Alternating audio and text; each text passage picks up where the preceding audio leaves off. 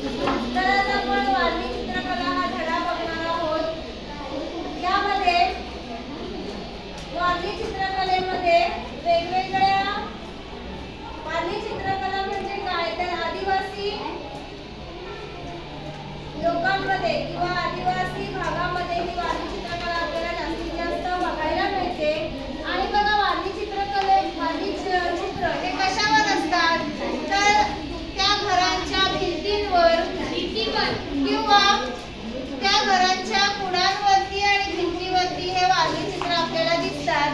आता बघा या वारली चित्रकलेमध्ये आपल्याला वेगवेगळे आकार दिसतात। कोणकोणते आकार दिसतात तर बघा त्रिकोण, त्यानंतर चौकोन, गोल असे वेगवेगळे आकार आपल्याला या वारली चित्रकलेमध्ये दिसतात। त्रिकोण, चौकोन, गोल या गोलांपासून किंवा या आकारांपासून ते काय करतात चित्र तयार करतात।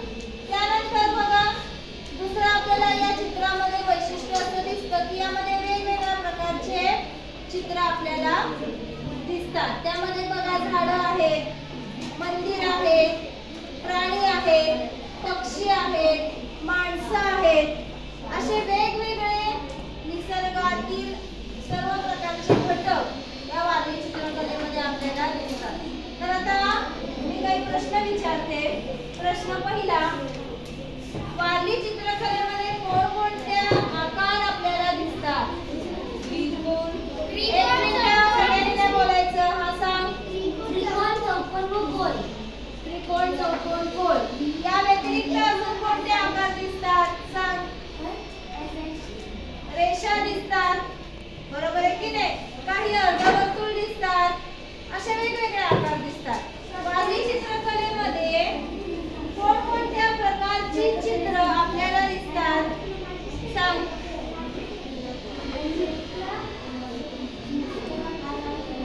जोरात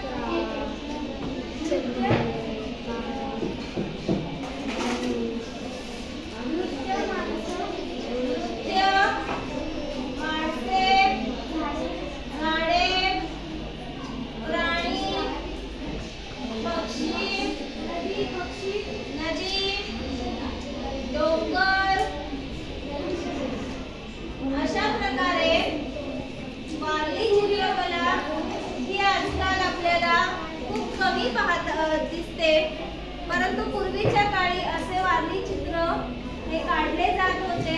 तर अशा प्रकारे आपण वारली चित्रकलेमध्ये दोन घटक बघितले।